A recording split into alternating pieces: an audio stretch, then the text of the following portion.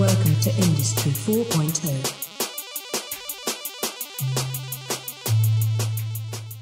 Welcome to Industry 4.0, otherwise known as I4O. This is episode 29, and we got a little something different for you guys today. We're going to start off breaking it down with the week's news, and we got a nice little surprise going on in the second half. So I'm joined today by Ervin and Ryan. How are you guys doing? Hey, doing well. It's good to have you guys on the show. It's a Tuesday. It is a Tuesday. We're a little bit later than normal, but club going up on a Tuesday, if you know what I mean. So, to start off the show, we have a little bit of news about Apple. We got some more bad news about Uber. Surprise, surprise. Some stuff about Skype and a little news about net neutrality. And before we get into that, I know we've beat that horse pretty dead, but it is very relevant in the news today. And I think it's something we do need to cover at least one more time before this big decision in December. But jumping straight into the first topic, I know, Ervin, you were telling me about this one the other week or the other day. Apple's Secure Enclave has been decrypted. And last time I checked, Apple's Secure Enclave is a fairly important piece of their hardware and software. Yeah, it is. So the Secure Enclave was introduced in the iPhone 5S. So that's when they first introduced Touch ID. So that's how they touted that iPhone is the most secure, because it has this Secure Enclave where it stores your fingerprint and never goes to Apple servers. It's always stored locally on the device, and that's how it ensures that the fingerprint data is never owned or anything. But we have now learned that a hacker by the name of ARM64 porn star has put the decryption key for Apple's Secure Enclave. He has posted that online so that now pretty much anyone can decrypt that data that's located on that Secure Enclaves, which would be your fingerprint data, which is quite interesting. So I wonder what Apple will do. A couple months ago, there was a news about the Secure Enclaves, and some people got access to it, but it was still encrypted. But now it looks like it was fully decrypted. From the initial news that came out when it was when people got access to it, they found that it has its own kernel. It's running its own operating system. It's like its own system on a chip. This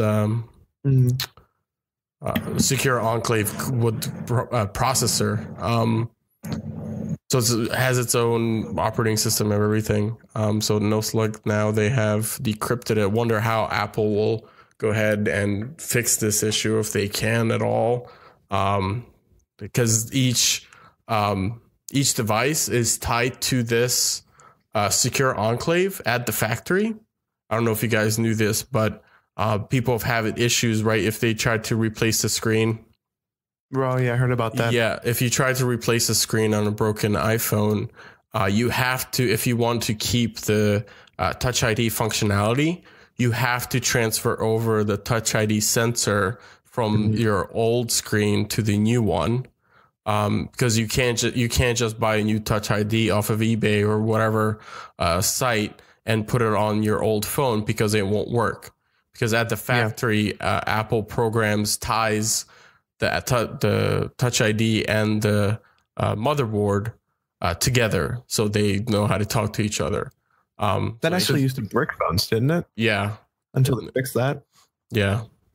So the actual like sensor itself, it had like a serial number that was tied to this decrypted or encrypted. It's not really a processor. It's just kind of a database that stores it on the phone itself. Yeah, that was actually tied to that physically with a serial number. Yeah, the entire Secure Enclave, that thing that took care of the encryption and the decryption of your fingerprint when you put your finger on the sensor, was tied to physically that phone, to that phone's motherboard. So if you tried to put it into a different phone, it would never work. That's why you couldn't find like third party or not third party, but secondhand Touch IDs online, because even if you did, it would never work. It would just act like a normal home button. The Touch ID functionality wouldn't work. And so in layman's terms, this ARM64 porn star, he kind of put out the cipher for decrypting everything. Yeah, but it's on individual phones. So basically, you'd have to like have a stolen phone physically in your possession or something to decrypt other people's data. You could, in theory, do that using the decryptor tool that he posted, and how to get that firmware off of the device, and then also how to decrypt it. So in theory, you could get someone's fingerprint data off a stolen phone if you wanted to, and perhaps use it somewhere else. And this introduces a topic that could be a part of a much larger discussion about these companies implementing, whether it be through software or hardware, black boxes in which nobody can test or verify that this is actually being properly secured. Yeah. So it's something that's important, because this is probably the first time that security analysts and researchers are going to be able to see this thing. And it's a good thing that the tools are published, because now it's basically trivial for people to get into this secure enclave and see. But this should be something that other companies look at and hopefully take it back and realize that these black boxes aren't a good idea unless they're at least checked by a third party before they're enclosed and put away forever. Yeah. So I don't like it. I always been a big proponent of open source software, right? Putting out your stuff out in the open and letting people inspect it, right? And it's I don't like security through obscurity. What that means is just don't tell anyone how you do security, and just trust that the person's doing it right or the company's doing it right. I'd rather have everything in the open so that people who have the knowledge can encrypt or can look at that, analyze it, and give suggestions on how they might be able to improve it. And Apple hasn't been doing that with their Secure Enclave so far. Maybe this will change that, hopefully. But yeah, I don't know. I can kind of see Apple's argument on this, though. If you save it locally and encrypt it, it's not like everybody's data is stored centrally in one point, where if there's a data breach, like we're seeing all over the place these days, there's one data breach, it could affect millions of users. Whereas this is like, well, okay, we got the ciphers out there now. It's gonna affect everybody who's got maybe stolen phones, stolen physical devices. It's not gonna be out there in the open. Yeah, for millions of people. Yeah, you need physical access to the hardware. What's one thing you can't. This would be a lot bigger if you could do this remotely. Right. But since Apple decided to not store any of this data locally on their servers, which is a great part, everything's locally on the device. That means just by releasing this description software, doesn't mean that everyone is affected by this. In terms of that, someone can just push a button using a tool and decrypt everyone's secure enclave remotely. But it's still definitely an issue, even with just... Sorry, go ahead. No, that's it. No, I do like that thinking, because look at how long it took before this was actually cracked, whereas we see all these other data breaches happening all the time. But it seems like it would be more beneficial to have Apple have a remote access to changing the actual algorithm that encrypts everything. Yeah, so it's say you push an update that will just re-decrypt everything once the cipher's broken. I mean, they could do that through a firmware update in the next iOS, perhaps. But that might require everyone to re-authenticate their Touch ID, like to re-register their fingerprint. I don't know. Gotcha. I'm just guessing here. But anything they do is significant burden on the user at this point. Well, beyond what their normal use is of the phone. Right. I wonder how much of a leap the hackers would have to make to go from the Touch ID to the Face ID of the iPhone 10. Because they're using the same. They talked about the Secure Enclave, the Face ID data too. This article doesn't particularly mention that being affected, but could be. I wonder how far of a leap that would have to be, because like you're saying, I think you told me this a couple weeks ago or even a month or two ago when the phone was newer, that the Face ID was analyzed by security researchers, and they realized that you couldn't take the Face ID and put it onto another iPhone 10 and have it work. It's unique per device. Yeah. So, right. Yes. The dots, the projection, the dot projection is unique to every single device. Mm-hmm. So that the dots that is projecting on your face is never the same. So the reason that they did that is, let's say you have two iPhone 10s, people with two iPhone 10s side by side.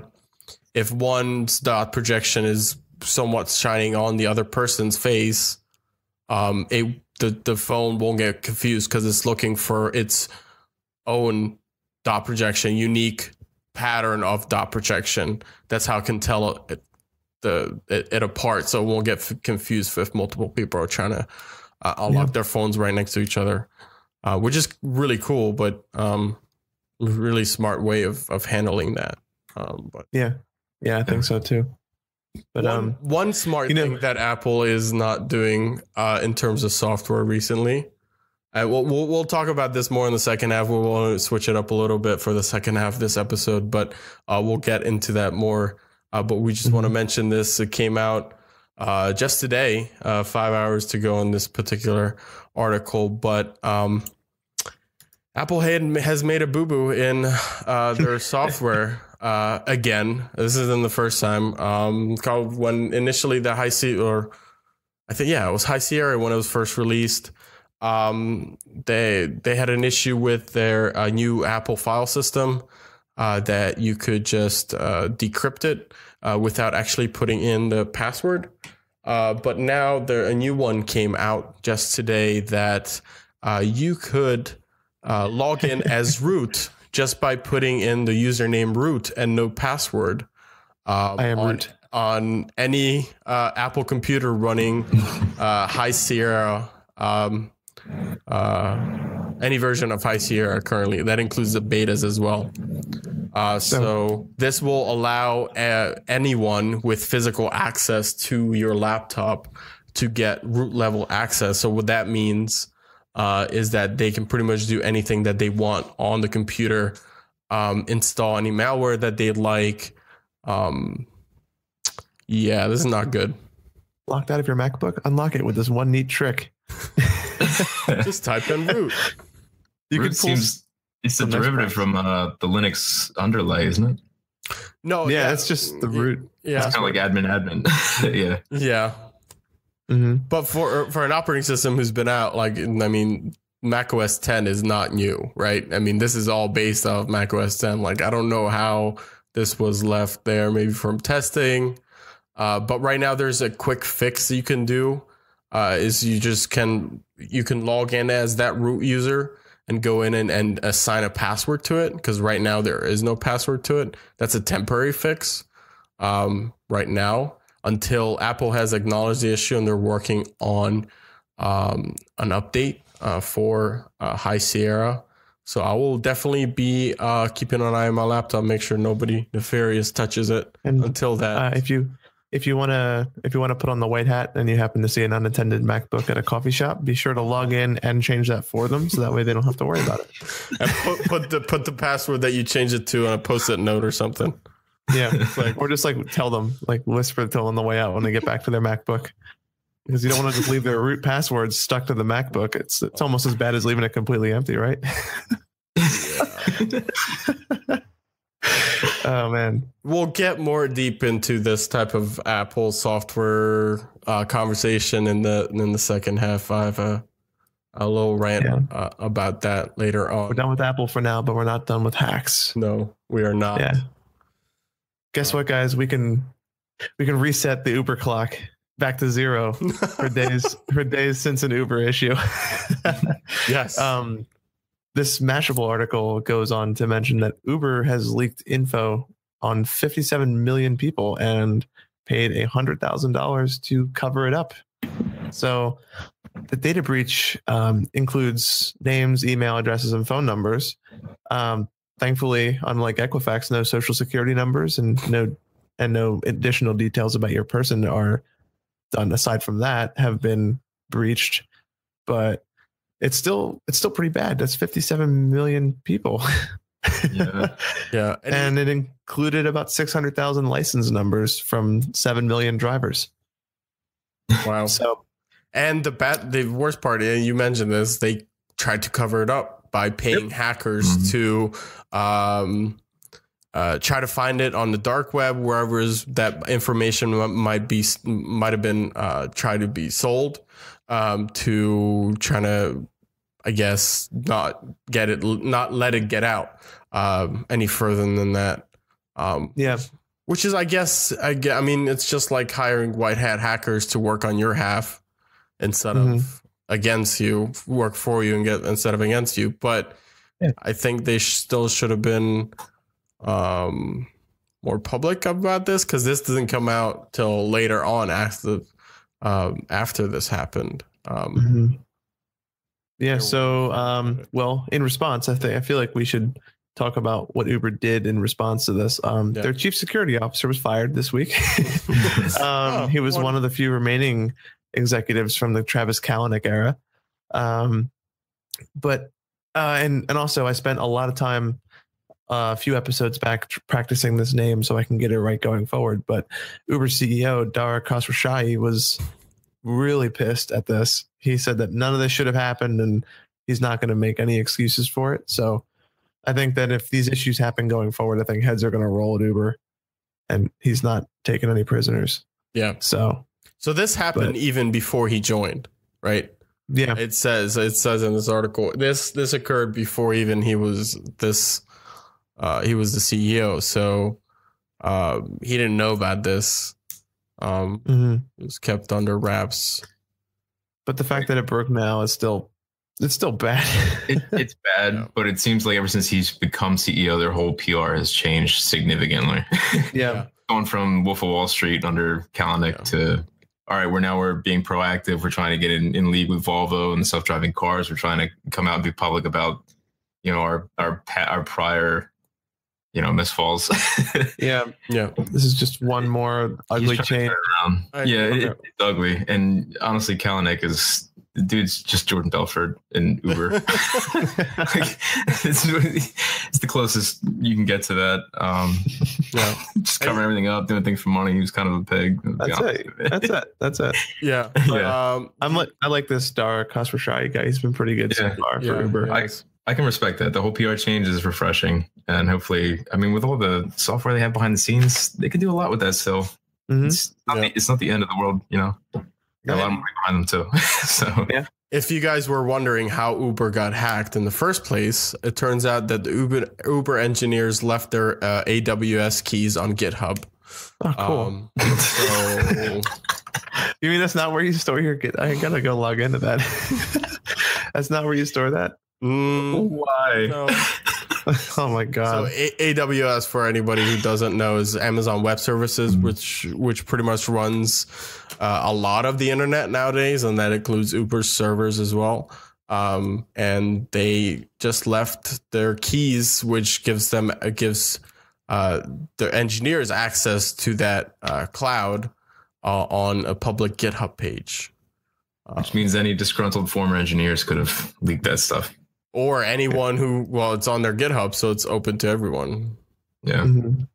I feel like today's security breaches and hacks are either the result of like massive amounts of hurdles being jumped and like crazy efficient like hacking skills, or just like really stupid mistakes. And, like really poor like checking, like leaving your AWS keys on GitHub, or like leaving the root password open. Like I don't even know. It's what happens when your security team's reactive instead of proactive. Yeah. That's security needs to get past being reactive. But in other news, not including any hacks, Skype has vanished from every app store in China, including Apple's.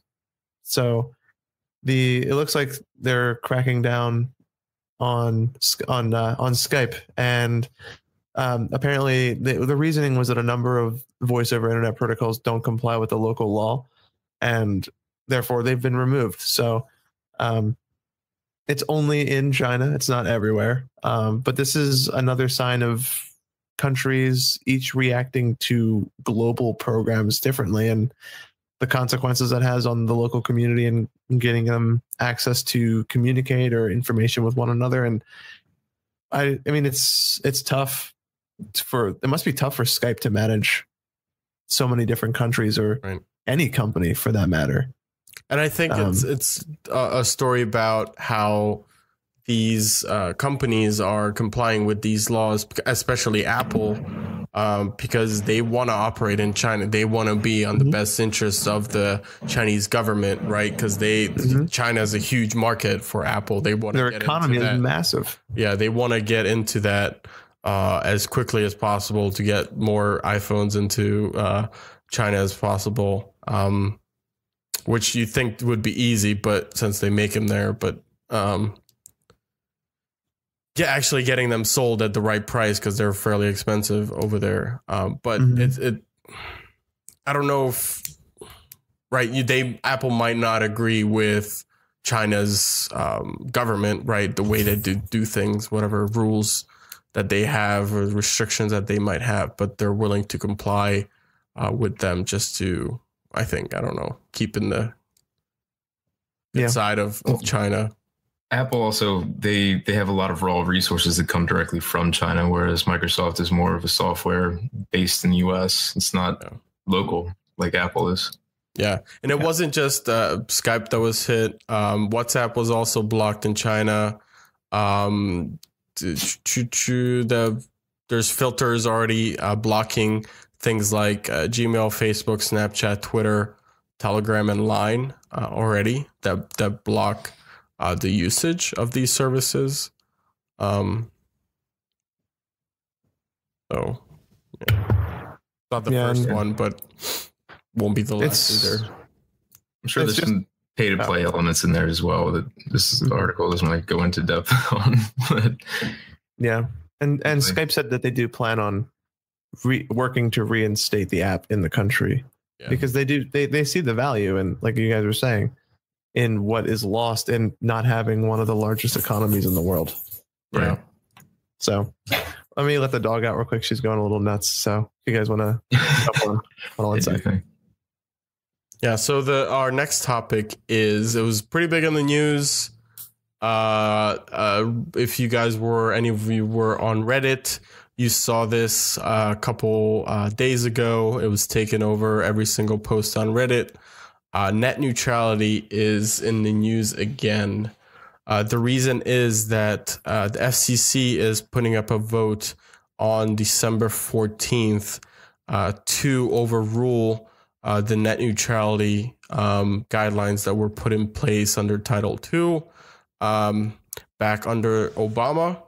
And they're looking to overrule those. So our great friend and probably wonderful guy, but I still hate his guts, Ajit Pai. No, he's not wonderful. He's probably the worst human being on the planet. I'm sorry. Ajit Pai is pushing to, in his words, he wants to lessen the rule that the FCC has over how certain internet providers operate, so less of a government oversight, right? He wants to eliminate that, let it be a truly open and free market. But a lot of people argue that you really need some kind of government oversight, because if you let the Verizons and Comcast make their own decisions, they will go where it will benefit their bottom line, not the benefit of the user itself. So that will mean charging for certain access for certain sites or certain services, extra additional to whatever you're paying for your monthly bill, or it could mean throttling certain services versus giving more bandwidth to something that they might offer themselves. So giving Verizon's streaming service higher priority, so you'll get it faster instead of Netflix, because they don't want you to use Netflix. They rather you use Verizon's own streaming service.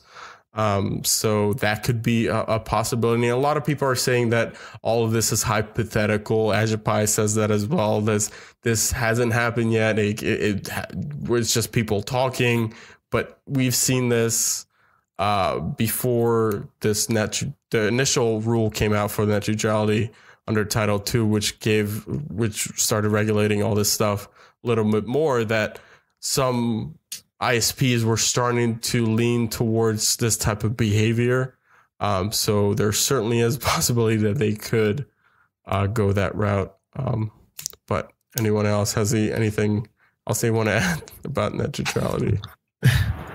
I mean, I wasn't there for your entire discussion, but it's just something that people should be aware of, and we have episodes in the past that detail this in much more length and at much greater detail. But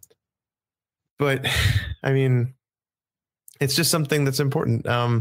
There's arguments on both sides of saying that the government shouldn't intervene in the internet and it should be a free entity, but some would argue that some of the corporations in control of the internet have too much power as it is to allow or to be left to their own devices, because they have the power to control and restrict information and freedom of people within their, I guess you would call it a jurisdiction. I don't know.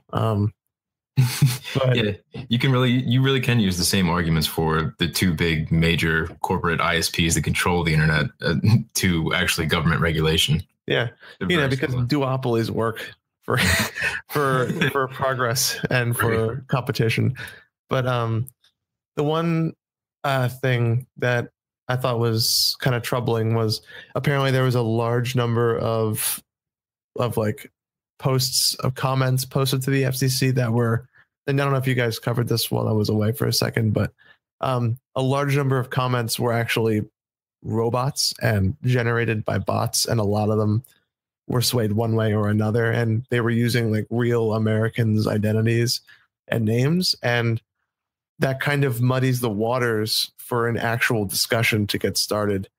And it makes, I think that this whole push in December is too big of a rush to do something right now. I think we need to have a bigger discussion as a country and as a democracy in order to get the best decision that everybody wants. Because if you have bots that are all spamming the same comments under different users, it makes it hard to see what the people actually want, and you can't guarantee an economy at that point, or a democracy at that point. So it's like a depressing note to go into the second half on, but I mean, it's just something that has been ridiculous and has been very worth following lately. And I definitely agree. It's definitely a depressing outlook. But I remain optimistic because I think when there's a will, there's a way. And knowing the engineers that are out there, I think this would be the big push to decentralizing the internet entirely. What if Google and Facebook and all the other large companies just filtered everything they did through their own VPN? Just that's it. Well, that being said, Google does filter a lot of things already. They do. And Google is the main search engine most of us use to find information on a daily basis. I mean, it really comes down to like, how do you view the internet itself? I view the internet as a utility. I mean, these days it is the free exchange of information. It's how we do work. It's how we get by. It's how we schedule things. It's how we maintain our day-to-day lives. I view it as a utility. I think a lot of people would agree with me on that. And when two corporations try to come in and control that, it's unacceptable. But like you said, we need to have that discussion as a country. And if that doesn't happen, when there's a will, there's a way. I'm going to remain optimistic. I think there are other technologies out there to make web decentralized. And not to mention, this not only is hard for the American people, but it's also hard for businesses, because businesses can't plan around policy that changes on party lines every 4 years. So it's difficult to do any kind of a plan going forward for anybody, person, the government. Like we don't know what we're going to be paying for internet service in 4 years, let alone next month. Yeah. So like, I mean, it'll be interesting to follow, and we'll definitely, if any of this kind of rises to the top of the net neutrality news, we'll definitely be covering it again. But I just wanted to bring one note up because it is all over tech news this week. Everybody is talking about it. So I wanted to, instead of doing a blackout like we did the one time, and instead of doing something else, I wanted to just get one last nail in the coffin for now. So, but I think that's it for the first half. I don't think we had any additional articles to cover. So as for us, just to quickly say, we're streaming live on YouTube and Twitch. We typically do that every week. It's between Sunday and Tuesday. We'll try to do a show, and we post before we go live, so you have time to get your snacks ready or get your coffee ready, depending on whenever we go. So with that being said, that's been the first half. I'll see you guys in the second half.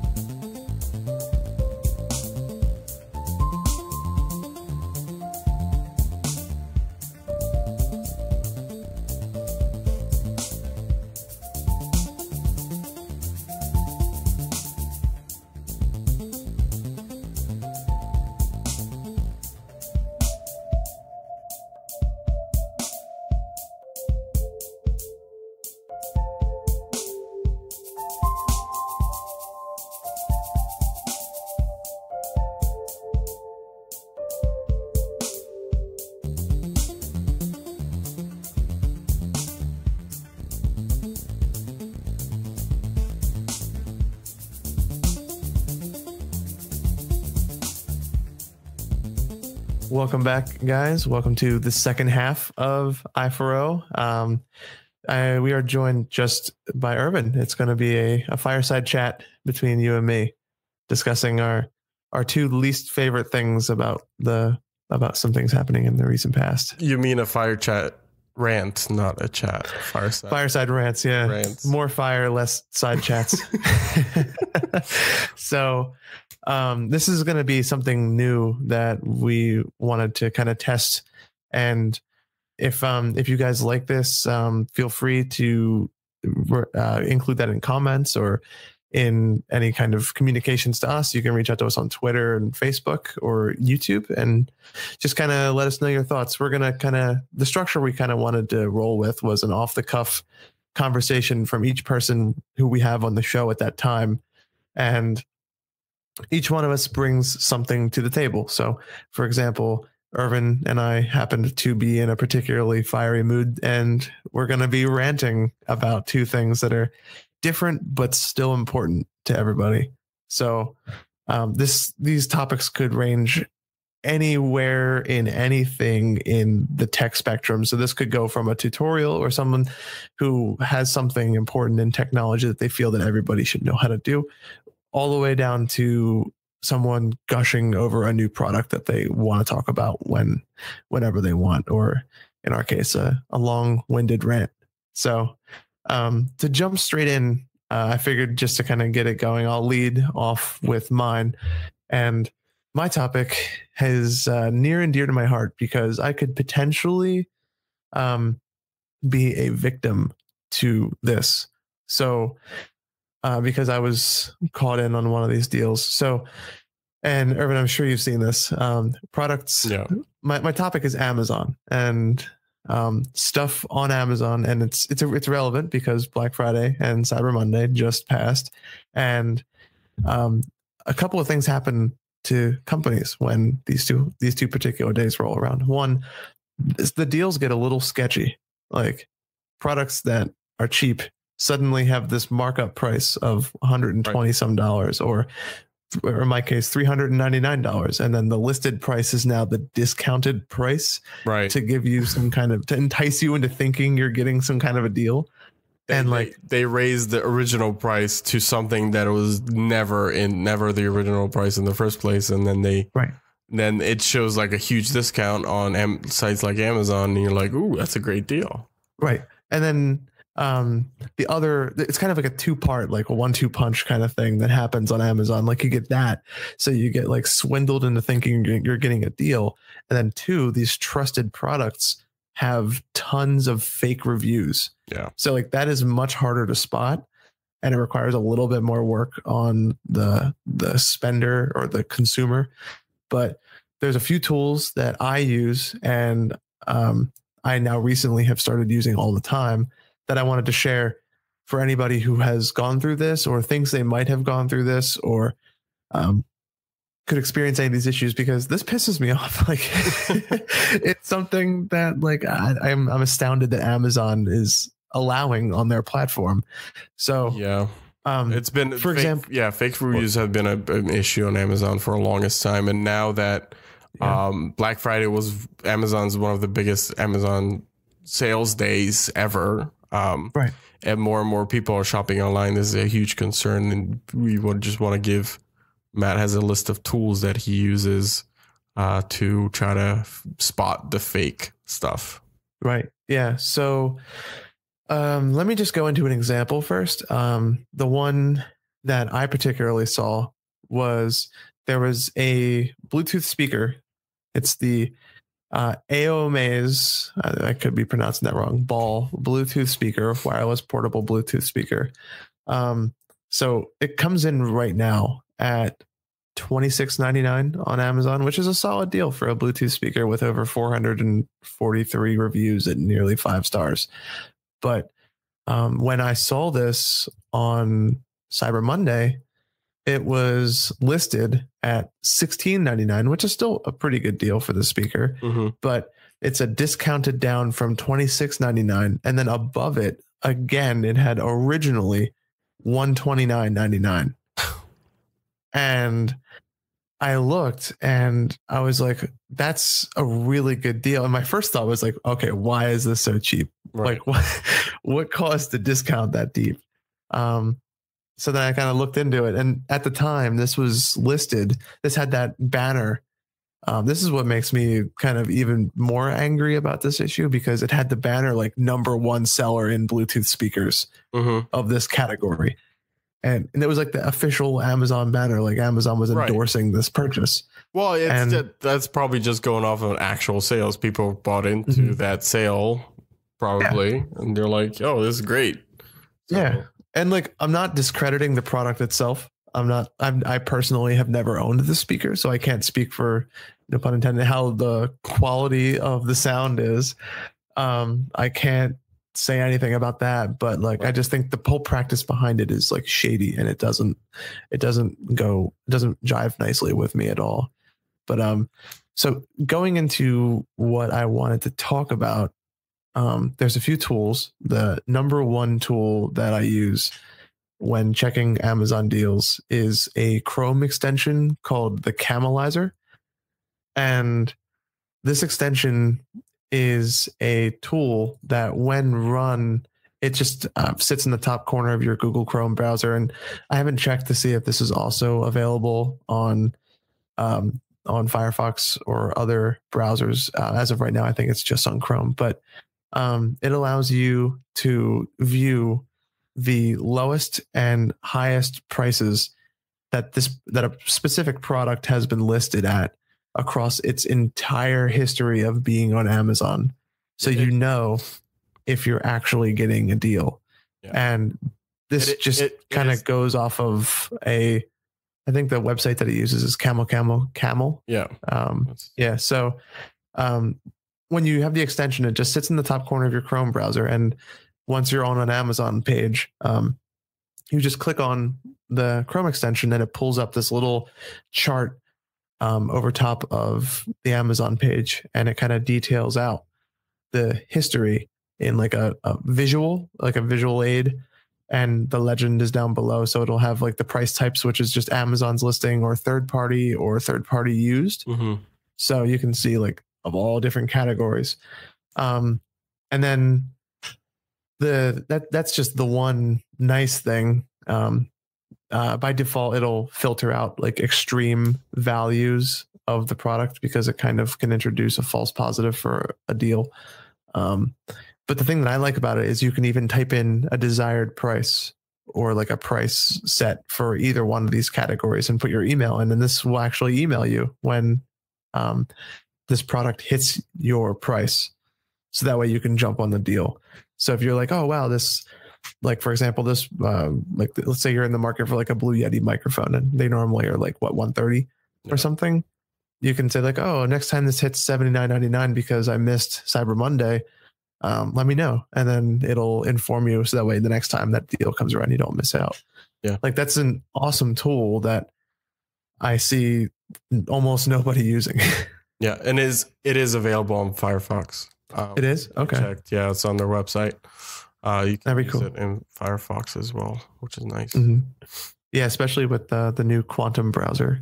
Yeah. You can, because I've been testing that out. The only reason why I don't like it is, well, for my home ones, because we use Google Hangouts. So I'd like to be able to actually use Hangouts on Firefox, and it's very limited at least. But that's aside the point. But that covers the prices, and that Chrome extension is incredibly helpful for me. But when looking for the much more difficult method of spotting fake reviews on Amazon, typically when I read through Amazon reviews, I will look for the verified purchases. So these are reviews posted by someone who actually bought the product. And if that is too much work for you or for anybody, because everyone's exhausted from their Black Friday deals and being out all day, there's two websites, one of which I think is a better resource than the other one, just because they're more transparent in how they obtain this data. But you have the two websites are Review Meta and FakeSpot. So FakeSpot, I kind of think it's a little weird, because they always say, let's see. So it says about us, for example, it says like they provide consumers with a new way of filtering products. Our proprietary technology analyzes millions of products. And it's like they mention like proprietary technology or like our in-house tech or some kind of very like vague and high level way of saying that. Like they don't tell you how they do it, which is kind of weird to me. But if you ask me, I mean, like they tend to be kind of on par, both of these sites, but my favorite is Review Meta. Not only because of, oh, hello, Liza. Not only because of the fact that they will tell you how they do it. And if you wanted to get into like the meat and potatoes of this website, you can see it. But the part that I like is the fact that they also have a browser extension, which is nice. So you can do it from inside your web browser. Oh, nice. I think I'm going to get Liza out of the room, but I will be right back. And I'm back. Liza has been moved out of the room for the moment. So where was I? So review meta. So these guys also, the one thing that I like about them is they do, I think they also analyze reviews, not just on all of the Amazon websites, but I think they also even do bodybuilding.com. So for the lifters who listen to our podcast, they can even check out stuff from that website as well. But it's infuriating that you need this many tools in order to know that you're actually getting a deal on possibly the number one retailer in the world when it comes to online stuff, for at least in purchases. I know the other side of the world from us has, I think, what, AliExpress, Alibaba. Those are the big competitor. That's the big competitor over there. But when you're looking towards us and what we have, and I'm sure there's others that I'm not thinking of because I'm not aware of those, but definitely FakeSpot, Review Meta, and the Camelizer are three fantastic extensions. And there was a couple of YouTubers who had done like Black Friday deals, and I checked some of the stuff that they did because I was like, oh, these are cool stuff. These are cool deals. I want to make sure I'm actually getting a deal. Then like half of them, like they were like, oh, these are like blowout deals. And I looked and I was like, well, it's a deal, but like, it's not the lowest that it's ever been.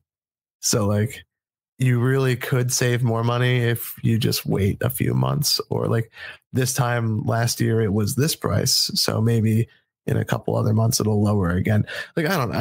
I just think that it's something that it's good to save people money because everyone wants to save money on Black Friday and Cyber Monday. Yeah. And I don't know if you've personally used the Camelizer or any of these services in the past, but I just recently was turned onto Review Meta, and their service has been pretty good so far. So, but I try to, every time I tried to do it, I tried to perform the search on Review Meta as well as on FakeSpot, just to see how they compare and which one is running a different, running a better algorithm or something. Or like, because if they're both wrong, there's no way to tell that. But this at least looks for primarily. So like, for example, a way to break it down, and I'm assuming FakeSpot is doing the same thing in their proprietary technology. They're probably doing the same thing. So Review Meta kind of takes the number of verified purchases and the number of unverified purchases and looks at the reviews that are left from those users, and it aggregates them. So if you have, for example, 5 reviews at 5 stars for unverified purchases, and you have 3 reviews for verified purchases at 4 stars and 3.5 stars and like 3 stars respectively, it will weigh those reviews much heavier than it will the unverified purchases, because it's still possible that some of them may be genuine, but the odds are when you get a bunch of unverified with the same review, then it's probably a fake review. So it's just, I thought it was cool that there are services out there that actually kind of aggregate this for people and make it a little bit easier for them to know if they're actually getting a deal. Yeah. So I've heard of a lot of these tools before, but I haven't personally gone out on my way to install these extensions or look at these websites yet. But I mean, I think you may have converted me. I may just put these as default extensions within Chrome, and just to have them there as for things that I'm looking up on Amazon to see how reviews are. Because a lot of people think of not getting a good deal, but not a lot of people think of, okay, how are the reviews actually genuine on this? Because a lot of people just kind of read the reviews and then just kind of take that as the law. But like, well, it's good. I can save one person a little bit of trouble. And you'd be surprised, honestly, how many of these products actually perform this like crazy price gouge. And like for my example that I got bit with, there was a vacuum that was on sale for, it was discounted down from $399 down to $109. And as it turns out, the price has just always been $109. So it was never actually a discount. It was just them making it look like it was a discount. And it even got listed on there, like Amazon's like official Black Friday discounts. So I was like, oh, it's a little weird, but I mean, I looked up the reviews for it, and the reviews came back on both of them as around like 80%, 80% genuine, or 80% like the integrity of it. There, it says with confidence, like these are genuine reviews. Yeah. So I'm going to take a gamble on it. If it's good, then I'll keep it. If it sucks, I'll keep it because then it's working. But if it sucks beyond its functionality, then I'll have to return the vacuum. So I want to hear your rant. I want to hear what you've got to educate me. Educate? I don't know if I can educate, but I just want to talk about Apple a little bit. So in the first half, we had two stories, kind of related, maybe not so much, but the first one was talking about how the Secure Enclave was decrypted, or the decryption keys were posted for the Secure Enclave for Apple's phones. And then a news broke earlier in the day that you could get access to a laptop, root access to a Mac laptop who was running High Sierra just by typing in the username root and pressing enter with no password, which was kind of concerning. And then just a little bit. Yeah, and then Apple released a patch for that, and they had to by releasing that patch, they broke the file sharing feature within macOS 10 High Sierra, where you couldn't browse any more file shares or remote computers, so you can browse their files and things like that. So the topic that I want to talk about is, and it's been discussed, I looked at previous articles and like, has this topic come up before? And it definitely has. The first articles that I've seen were all the way back in 2014. So this has been talked about for a long time. But that the topic is Apple's software quality, right? We know, well, some people might not agree, but I agree that Apple makes great hardware. They've been good at that for a long time. They make one of the best hardware. They're one of the best hardware manufacturers on the planet right now in terms of their phones as well as their laptops. I disagree with some of their hardware choices, but yes, I agree with the fact that those are beautiful pieces of hot garbage.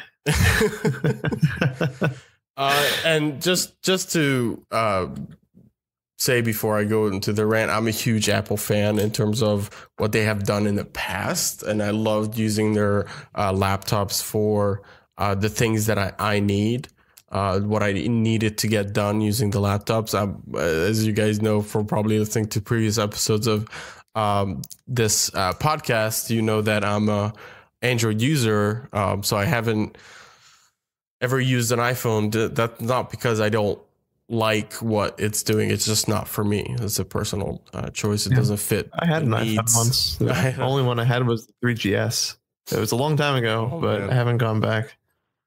So it's been articles that I found, like I said, dating back all the way to 2014, that Apple's software quality has declined in the past years. So this is true for iOS.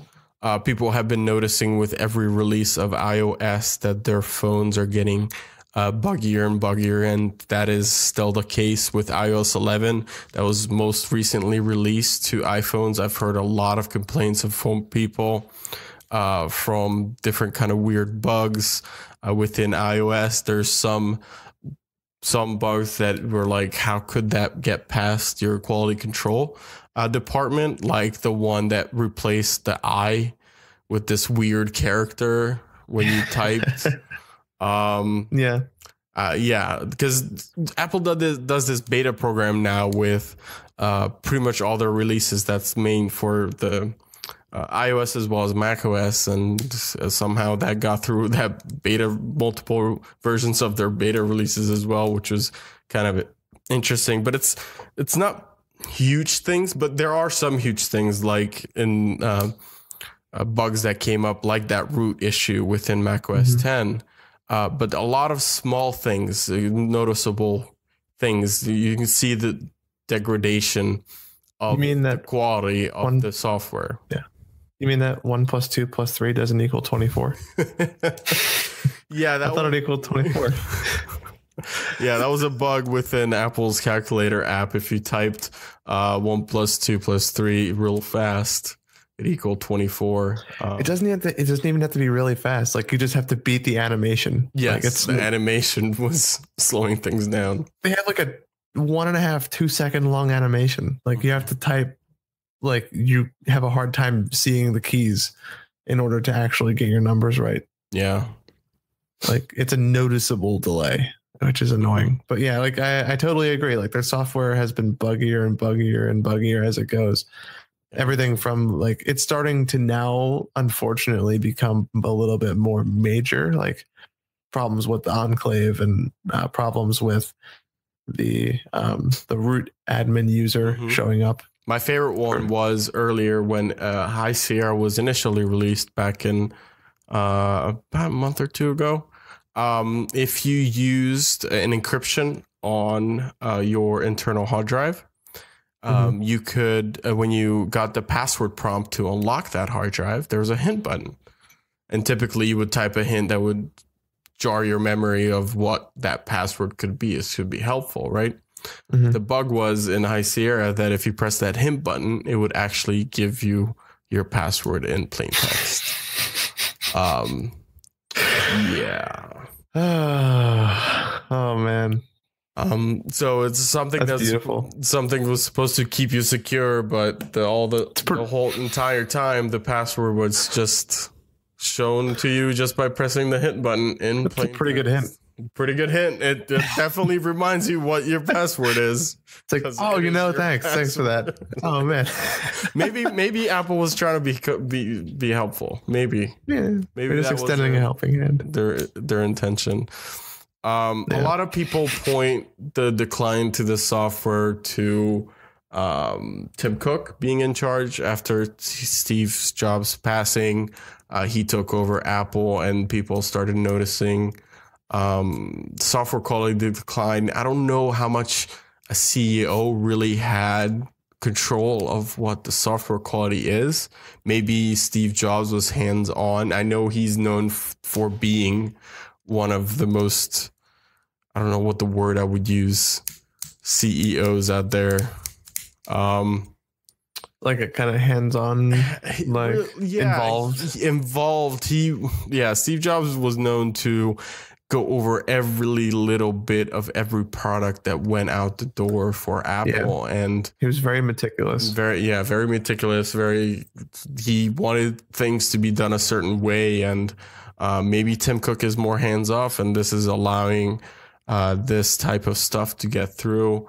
And recently for iOS, Johnny Ive, who's in charge of hardware design at Apple, was in charge of designing iOS itself.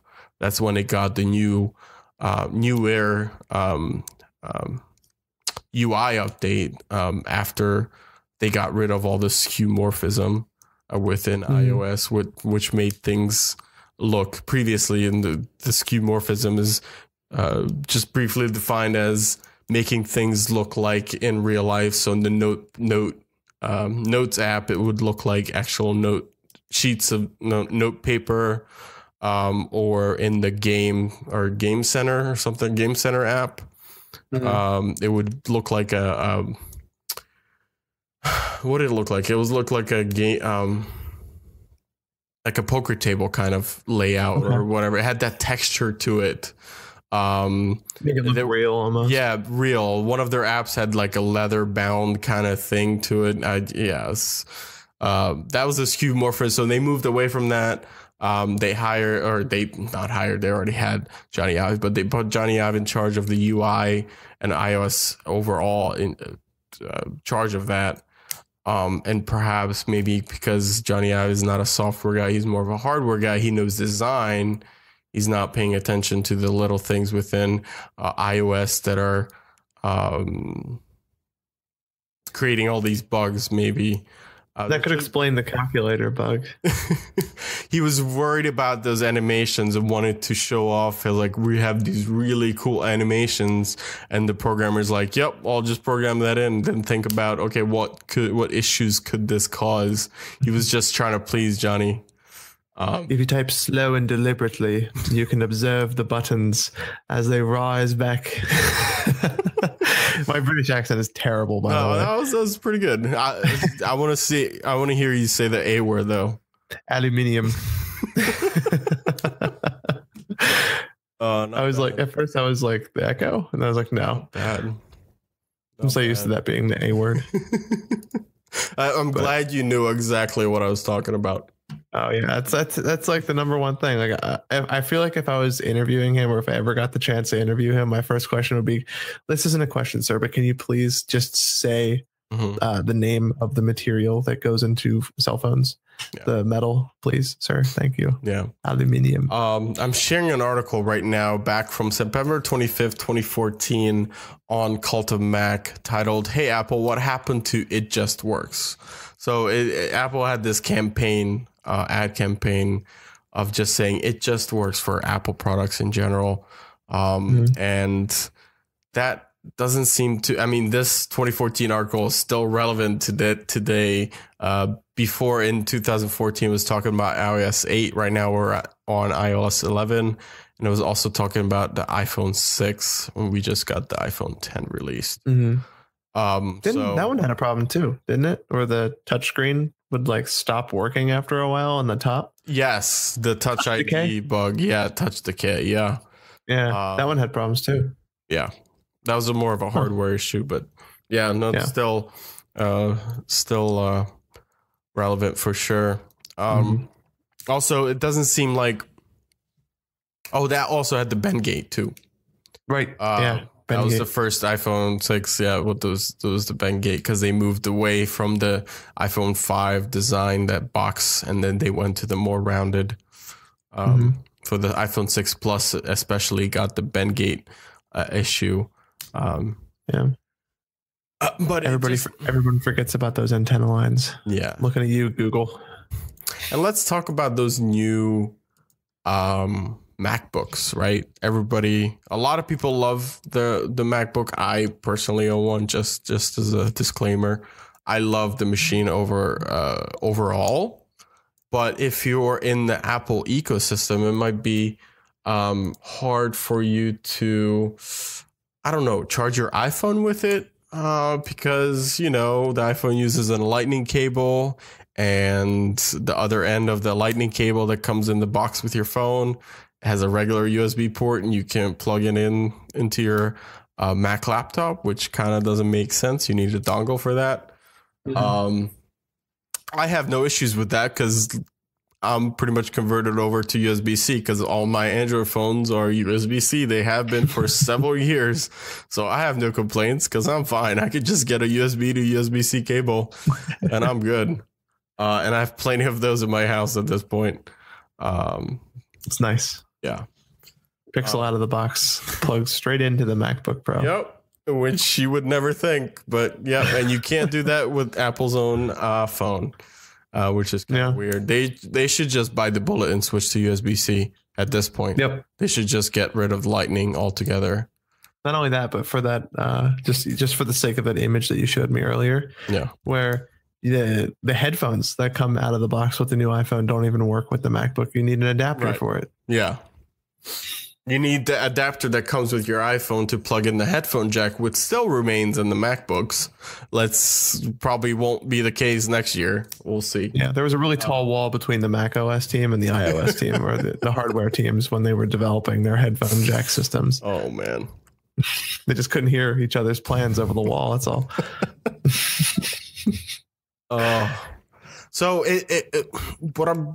so it just seems that there's no clear vision or a driving for like a clear vision in terms of what the experience Apple wants you to have when using their own products, right? If you want to fully invest in that Apple ecosystem, all these operating together really well, which they have done for in the past. So if you're fully invested in the Apple ecosystem, you have continuity built in with your Mac laptop. So if you have open one app on your phone, you can quickly open it on your MacBook because it syncs up. There's nice integration between the new AirPods and all the Apple devices so that you pair it with your phone. It pairs automatically with every single device that's signed into your iCloud device. That's nice, but what if you want to physically connect these devices? I think maybe Apple's trying to push everyone to use everything wirelessly through the cloud, but I don't know if people are ready for that. They still want to plug things in, and I think in Apple's perfect world, they would just get rid of every single port and every single product that they make and have everything go through Wi-Fi and Bluetooth in Apple's perfect world. And I don't know if I want to live in that world. I don't know if I want to go that. I still want my ports. I want to get off Tim Cook's wild ride. The thing with Apple that bothers me is I agree. It could be it's kind of like a two-part almost. I think one, they're pushing this agenda of closing their systems more and more and removing ports, if you will. Is that I would assume that they would eventually want the iPhone just to be this fully solid piece of aluminum that never needs to get opened. But I think part of this issue derives from, I think it's more on Tim Cook than some people might allow. And this is my opinion. This is completely subjective. So this is something that I've just come to notice. He seems to be more of he came from their manufacturing department. Like he was. No, he was in charge of logistics. Right. The logistics. I always get the two mixed up, but he's coming from that logistics background. Everything needs to be assembly, like very lean, like cutting out inefficiencies very, very quickly and kind of moving forward very rapidly with production. And granted, under him, their stock has performed fantastically, but like you're saying, their hardware quality has degraded substantially to the point where basically their best seller is a watch at this point. Like they're almost a watch company at this point. I mean, they're still selling plenty of iPhones, so so that's still main. That's still I can't talk. That's still their main bread and butter, the iPhone. But I think they're looking for different avenues of what could that be. I mean, I don't know if it's the watch. I don't have that. Maybe a fad at this point. We'll see how long that lasts. But I just think that kind of with what I was saying was that just with that manufacturing and logistics mentality, some of the details around the hardware and around the software may get left out or may get overlooked. Yeah. And I think that because as we mentioned earlier, Steve Jobs was very hands-on with the production to the point where he was basically like holding his developers over the fire to get these products done before he demoed them. It had not having someone who kind of like lights that kind of fire on their butts, like really kind of, I think impacts, it could impact the quality. And it's definitely something that could be one of the reasons why. Yeah. So for sure. If I had to pick a reason, it's probably one of them. Yeah. And then it's not necessarily that maybe Steve Jobs was so hands-on, but he had that mentality, right? He put that sort of mission forward throughout the company so that the managers who were managing entire teams, let's say, who were in charge of macOS, had that same type of drive, right, for perfection, because they knew whatever product was they were going to deliver had to go through Steve Jobs, and he was going through everything with a fine comb, right? He was inspecting every little piece of it. So he, from that, just by knowing those managers who were in charge of the developers developing certain products were also reiterating that to the development team, saying, hey guys, you have to get this right or else we're in trouble.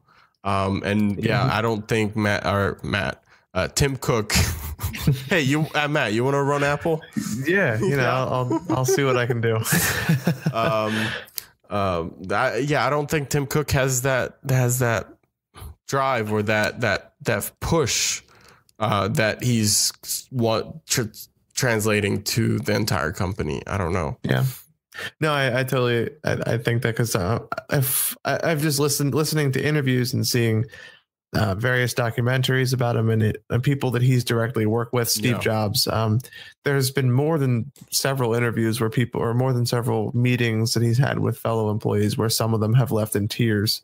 Yes. So he's a very, very, I don't even know how to put it, just very demanding CEO, and having that kind of pressure over you all the time. And knowing that this man can, I don't care what anybody says, he's probably the best salesman / entrepreneur of the last 5 decades. Yeah.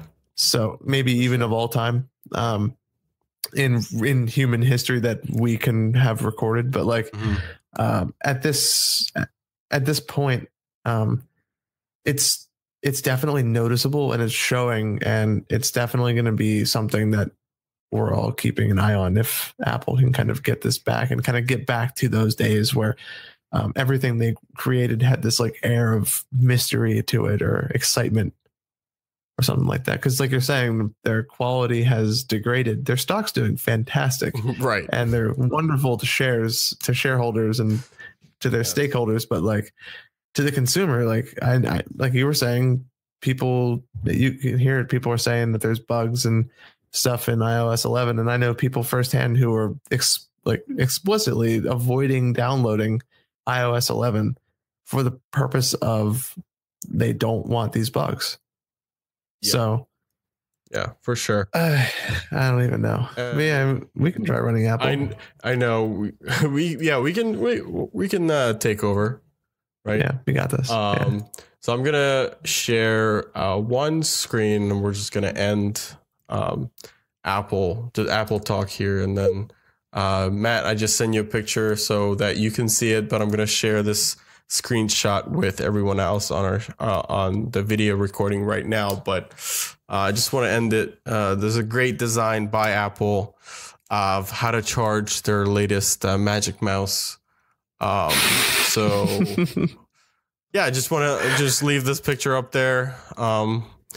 So if you want to charge your Magic Mouse, it's unusable until it's charged. Feat of engineering. Feat of engineering. What genius thought? It's hey, let's put that port right there. That won't bother anyone. Actually, you know what? I think I do. Hold on. There is a Microsoft actually, I think it was Logitech. They made a mouse with the very same hole in the bottom. Oh no. It's this super slim mouse, and there's the USB port on the bottom. And for the viewers, I could list this product in the show notes, but I'm not going to because I'm going to save you the trouble of avoiding a terrible product. I bought it because I was like, ooh, this will be really cool to slip in my pocket and take with me to presentations and take it with me to a conference. So that way I could have a mouse to have on my lap or on the arm of a chair, a super small mouse. But nope, this thing sucks. It's terrible. It's been in my drawer ever since. And when it dies, you can't use it. Oh, man. All right. Well, with that, I hope you guys enjoyed this second half that was sort of different than we previously done. We love to hear feedback. So if you want to leave comments on our Facebook, Twitter, and on YouTube or wherever you find this video, please do. We'll take that into account next time. Give us feedback. Do you like it? Don't like it? Any feedback, we'll definitely take it. You can find us on multiple platforms. If if you're interested in subscribing to our podcast, we're available on Google Play, iTunes, and pretty much every podcatcher that's out there. So if you just search for Industry 4.0, you'll definitely find us. Just look for the number 4 with the 2 gears with a white background. You can also find us on Twitch. So we do this show, record this show live. So if you want to subscribe to us, please do, so you get a notification every time we start recording. You can find us on twitch.tv/industry40. I mentioned the Facebook and Twitter previously. It's all the same, facebook.com/industry40 and twitter.com/industry40. And that's industry40 all spelled out. Music was brought to you by, as always, the great Jeff Budzinski. You can find him at soundcloud.com/thejbones. With that being said, thank you guys for joining us this week. This has been an episode of Industry 4.0. See you guys in episode 30. Good stuff.